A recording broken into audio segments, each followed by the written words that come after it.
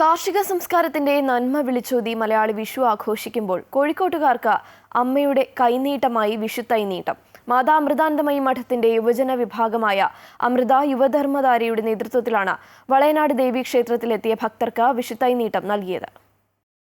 ജീവിത വിജയങ്ങൾ കൈപ്പിടിയിലൊതുക്കുമ്പോഴും പ്രകൃതിയെ മറക്കരുത് എന്ന അമ്മയുടെ സന്ദേശം ഓരോ വർഷവും നടപ്പാക്കുകയാണ് അമൃത യുവധർമ്മധാര. കോഴിക്കോട് വളയനാട് ദേവീക്ഷേത്രത്തിൽ നടന്ന വിഷുത്തൈനീട്ടം മാതാ അമൃതാനന്ദമയി മഠം കോഴിക്കോട് മഠാധിപതി സ്വാമി വിവേകാമൃതാനന്ദപുരി ഉദ്ഘാടനം ചെയ്തു. ക്ഷേത്രം എക്സിക്യൂട്ടീവ് ഓഫീസർ സുനിൽ കെയ്ക്ക് സ്വാമിജി വിഷുത്തൈ കൈമാറി. ഭൂമിയുടെ ശ്വാസകോശമാണ് വൃക്ഷങ്ങളെന്നും എന്തിന്റെ പേരിലായാലും അവ നശിപ്പിക്കരുത് എന്നും സ്വാമിജി പറഞ്ഞു. പ്രകൃതിയുമായിട്ട് ബന്ധപ്പെട്ട ഉത്സവമായതുകൊണ്ട് അമ്മ ഇതിന് വലിയ പ്രാധാന്യം കൊടുത്തിട്ടുണ്ട്. അതുകൊണ്ട് അമ്മ പറഞ്ഞു, വിഷുക്കണിയോടൊപ്പം വൃക്ഷക്കണിയും കൂടി വെക്കാൻ പറഞ്ഞു.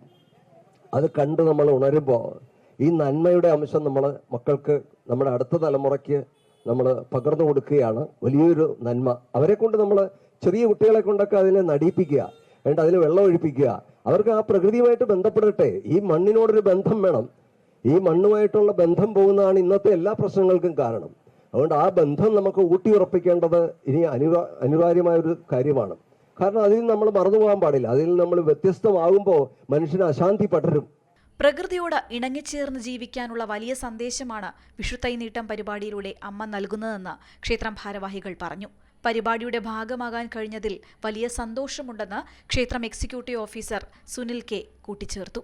ദേവസ്വം വളരെ നല്ല രീതിയിലാണ് കാണുന്നത്. കാരണം നമ്മളായിട്ട് മാതാ അമൃതാനന്ദമയി മഠത്തിൻ്റെ ഭാരവാഹികൾ നമ്മളായിട്ട് വന്നു കാര്യങ്ങൾ സംസാരിച്ചപ്പം ദേവസ്വനെ സംബന്ധിച്ച് പ്രത്യേകം ഞങ്ങൾക്ക് എല്ലാവർക്കും, ജീവനക്കാർക്ക് മാത്രമല്ല കമ്മിറ്റി എല്ലാ ആളുകൾക്കും വളരെ ഒരു നല്ല അഭിപ്രായമായിട്ടാണ് തോന്നിയത്. ക്ഷേത്രത്തിലേക്ക് എത്തിയ നൂറുകണക്കിന് ഭക്തരാണ് ഫലവൃക്ഷ തൈകൾ ഉൾപ്പെടെയുള്ള വിഷുത്തൈനീട്ടവുമായി മടങ്ങിയത്. അമൃത യുവധർമ്മധാര സംസ്ഥാന കോർഡിനേറ്റർ മുരളീകൃഷ്ണൻ, ക്ഷേത്ര മാനേജർ കൃഷ്ണകുമാർ എന്നിവർ പരിപാടിയുടെ ഭാഗമായി.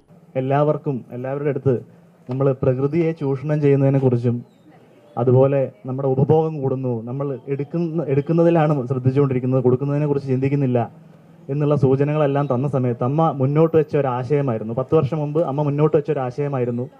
അയുത് കോഴിക്കോട് ജില്ലാ കോർഡിനേറ്റർ ഹരിവിജയൻ സ്വാഗതവും റോമിന മനോജ് നന്ദിയും പറഞ്ഞു. അമൃത ന്യൂസ്, കോഴിക്കോട്.